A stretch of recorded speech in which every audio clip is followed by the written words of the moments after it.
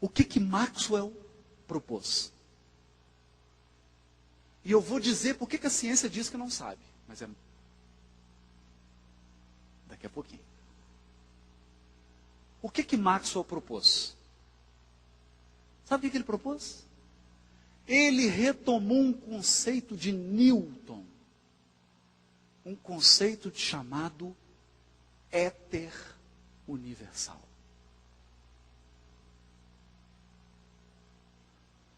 Tudo no universo é preenchido pelo éter. É como se o universo tivesse mergulhado num mar. Esse mar se chama éter. Então, o que é onda eletromagnética? É uma ondulação do éter. Propôs isso. Todo mundo falou, ótimo, tá bom. Porque a ciência é sempre a busca da verdade. E hoje os cientistas estão convencidos de que nós não atingimos a verdade. Nós nos aproximamos da verdade. E quando você chega pertinho dela, ela dá mais 20 passos à frente.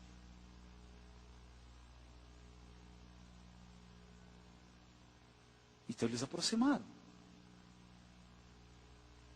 Mas a situação vai ficar mais complicada. No início do século, nasce uma pleiade. Uma de pleiade fica muito, né? Uma meia dúzia, uns 10, 12. Né? Nasce umas dezenas de espíritos com a missão de acabar com a matéria.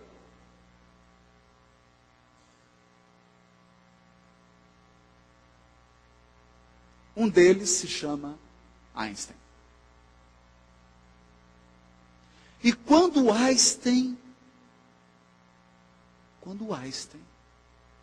olha o éter e começa a fazer cálculo, sabe que conclusão que ele chega?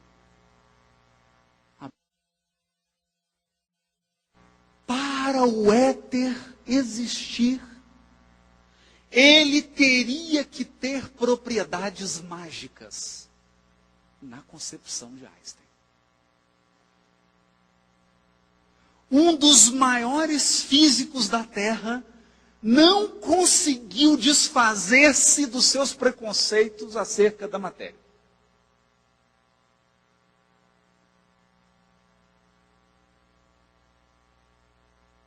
Ele não deu conta. Ele falou, não pode.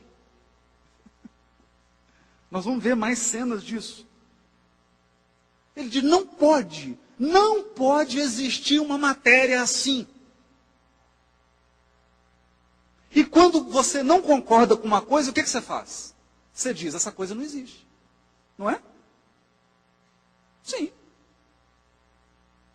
É a melhor saída. Não, é a pior saída. Mas é a mais rápida. Eu não concordo com isso. Então isso não existe. Ele propôs. O éter não existe. Não existe. E o que ele colocou no lugar?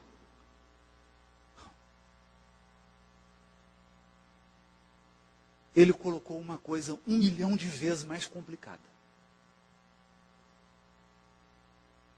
Que eu tenho até medo de falar aqui. Mas nós vamos ter que falar um pouquinho. Paralelo a Einstein, porque Einstein estava preocupado com os fenômenos macrocósmicos.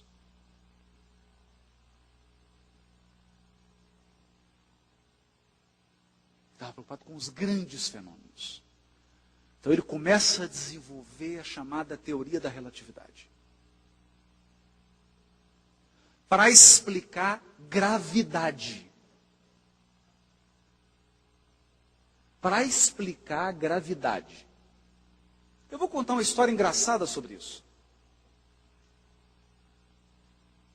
Quando Newton, pela física clássica, que é a física que permite o materialismo, A única física que permite você ser materialista é a física clássica.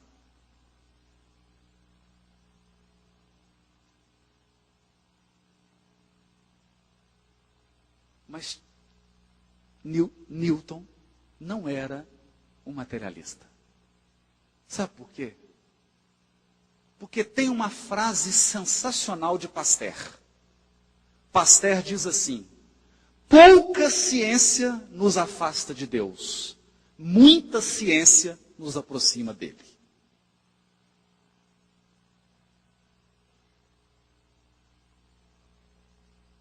Pouca ciência nos afasta de Deus, muita ciência nos aproxima dele.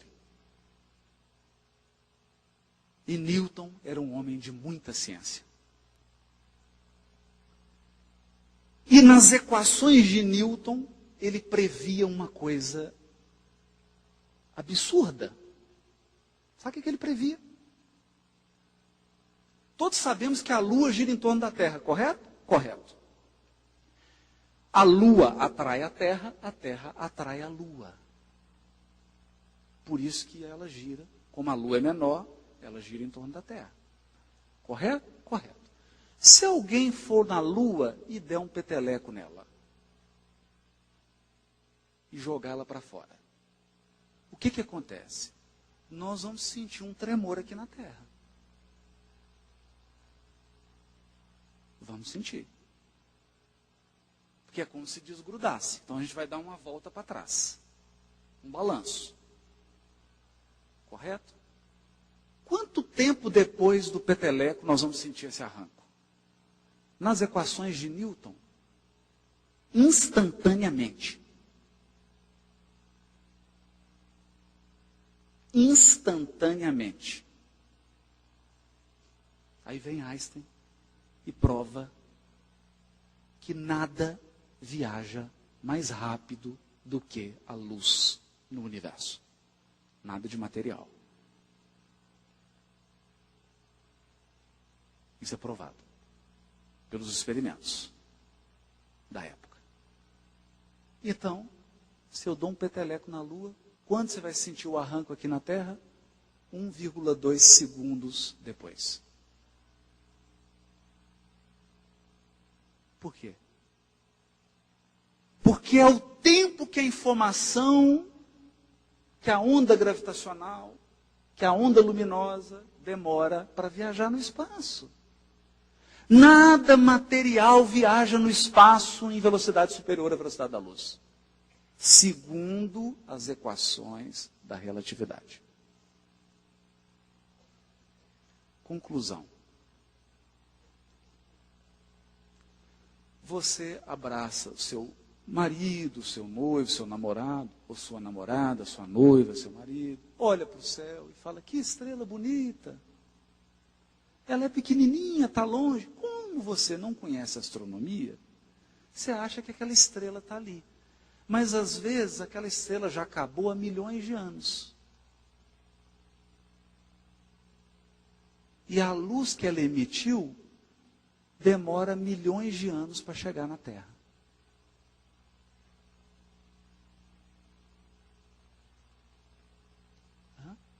Como assim? Porque a luz viaja a 300.000 metros por segundo. É uma velocidade espantosa, mas é uma velocidade. Não é instantâneo. As equações de Einstein provaram isso. Então deixa eu perguntar uma coisa. Pela teoria da relatividade, como é que Deus fica sabendo das coisas no mesmo momento?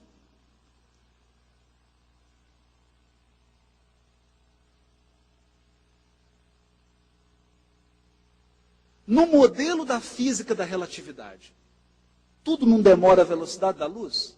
Demora. Como é que a informação chega até ele? Então você fala assim: ô meu pai, estou com esse problema aqui, me ajuda. Aí você manda Daqui 5 anos ele chega lá e fala, chegou a prece dele aqui. Precisa atender. Mais 5 anos para voltar, 10 anos de atraso. Hã? Tem alguma coisa errada aqui, não tem? Tem. Tem alguma coisa errada. Tem alguma coisa errada.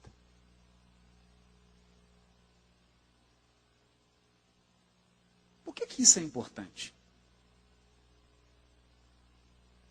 Porque a ideia que nós temos é essa. Eu estou separado de você. O que eu tenho a ver com bactéria no fundo do oceano? Eu tomo a minha Coca-Cola e jogo a lata no mar. Eu vou para a praia com frango assado, farofa, e deixo o saco, pedaço do frango, papel, na praia.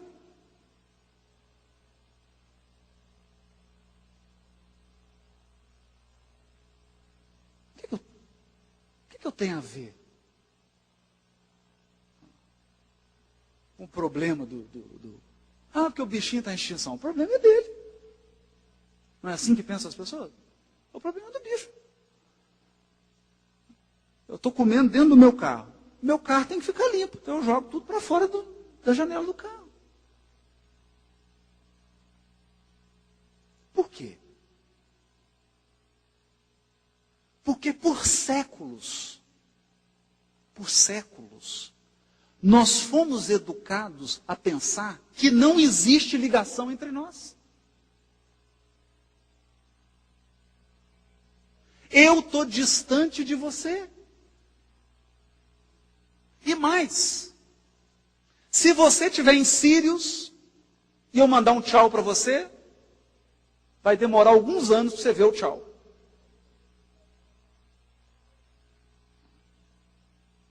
Nós somos separados. Para que esse congresso da USE falando de solidariedade? Para quê?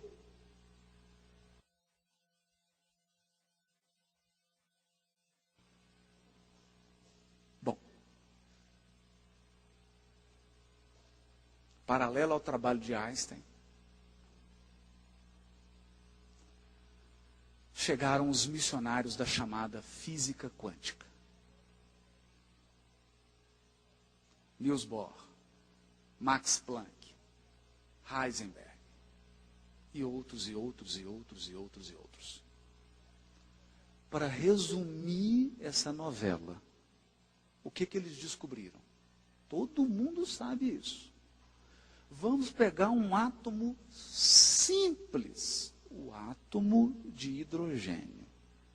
Um núcleo e um elétron.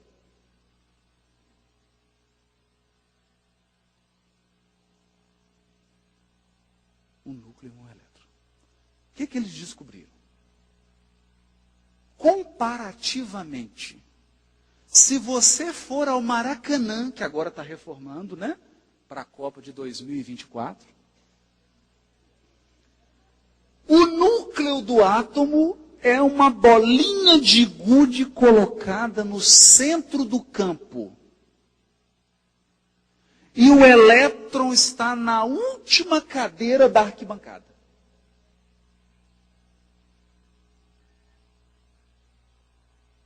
Como se fosse um grão de poeira.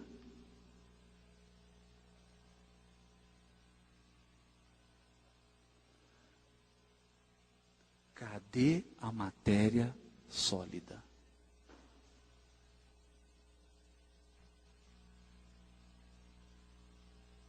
Existem milhões de vezes mais espaço do que matéria.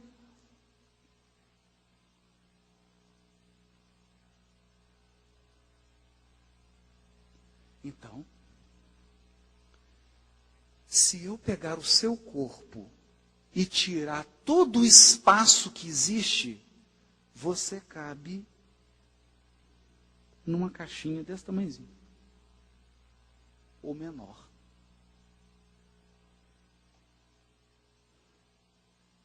Pera. E agora?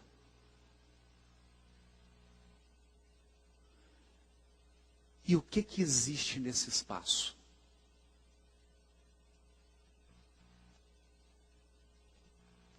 Qual que é a primeira resposta?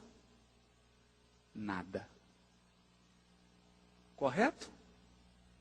Errado.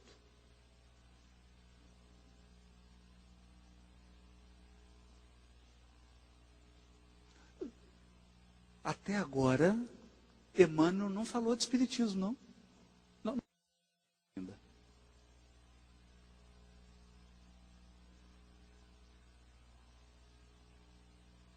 Há mais espaço do que partícula, do que corpúsculo.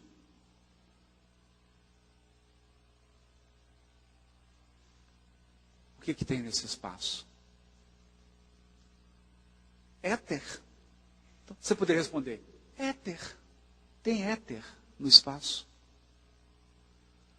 Só que a ciência havia rejeitado o éter. Por quê? Porque o éter teria que ser algo mágico para poder ser explicado.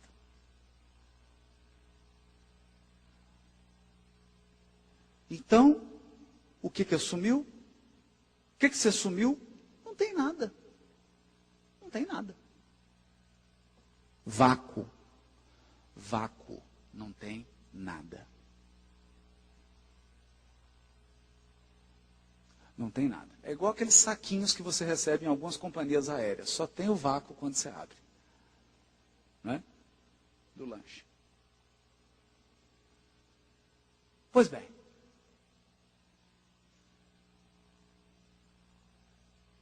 Olha o que é universalidade da revelação.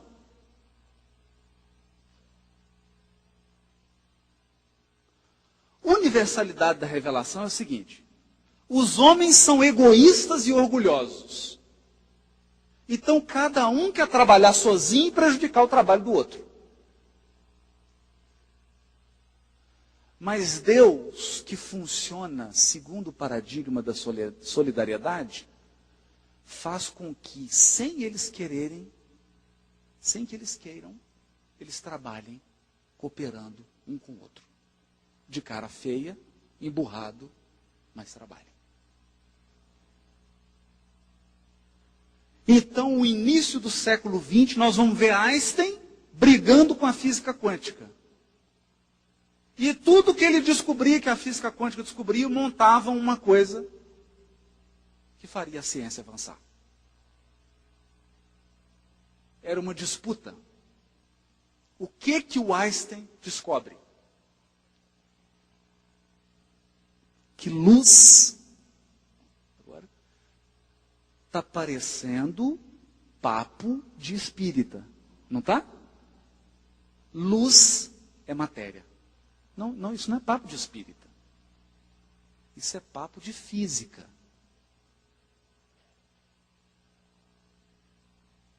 Como é que ele descobriu isso? Fez uma experiência e percebeu que um campo curvava um feixe de luz, então ele tem massa. Luz é matéria. Está começando a complicar esse universo, não está? Vamos voltar para o século XVIII, andando de carroça, jegue, a pé, sem luz elétrica, sem celular. Porque nesse mundo você pode ser materialista.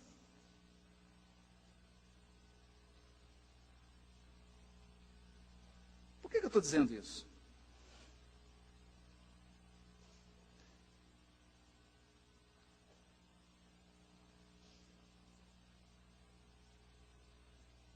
Emmanuel, não, nós vamos chegar lá. Eu não vou ler isso agora.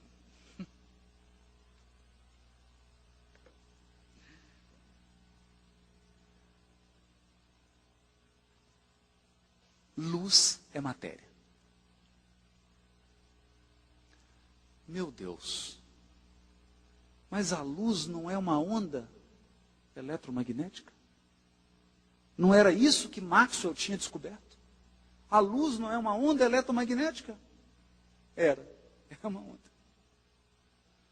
Mas o Einstein falou assim, o problema é o seguinte, ela é formada de partículas também, de bolinhas de gude. E ele deu o nome para essas partículazinhas de fótons.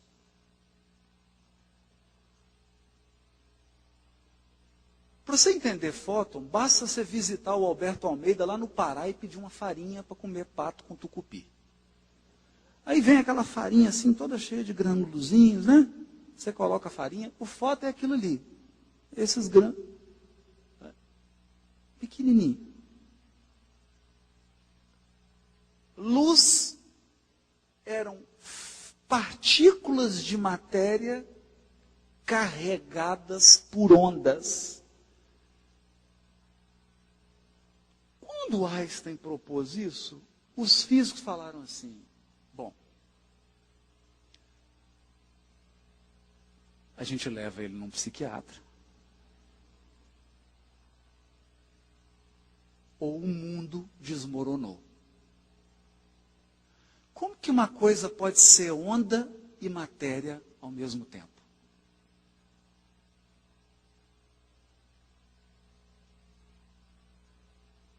Como? Você já imaginou que quando você entra no seu carro e tem aquela anteninha para sintonizar o rádio, está entrando matéria ali na anteninha? Você já tinha pensado nisso? Não.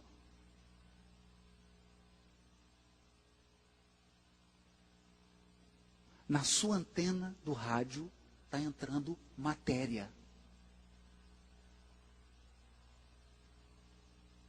Está ficando complicado. Então Einstein propôs que a luz, apesar de ser uma onda eletromagnética, apresentava comportamento corpuscular de fóton, de partícula.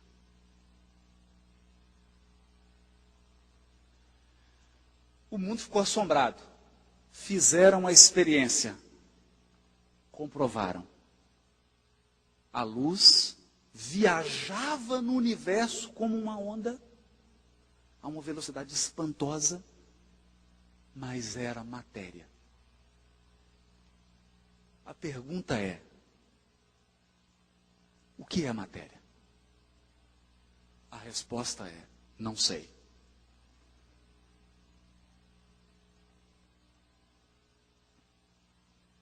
De repente, um homem chamado Max Planck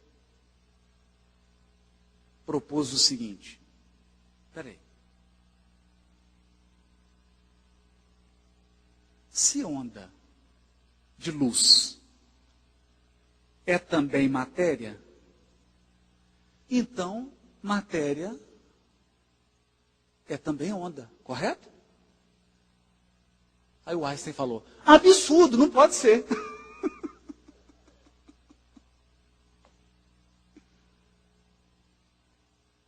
Não, não pode. A onda a luz é uma onda eletromagnética, ela pode ser matéria, ela é composta de partículas, fótons. Mas uma partícula do átomo ser também onda, isso não pode.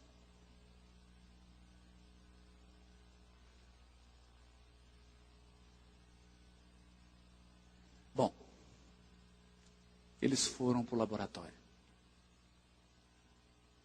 E ocorreu a experiência que, suspense, eu vou ler, mano. Químicos e físicos,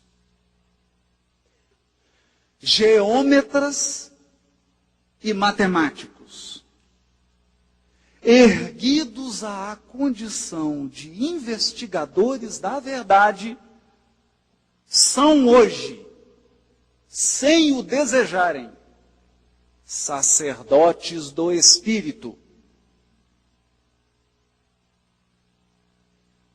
Eu vou repetir. Químicos e físicos, geômetras e matemáticos, erguidos à condição de investigadores da verdade, são hoje, sem o desejarem, sacerdotes do Espírito. Por quê? Como consequência de seus porfiados estudos, o materialismo e o ateísmo serão compelidos a desaparecer por falta de matéria. A base que lhes assegurava as especulações negativistas.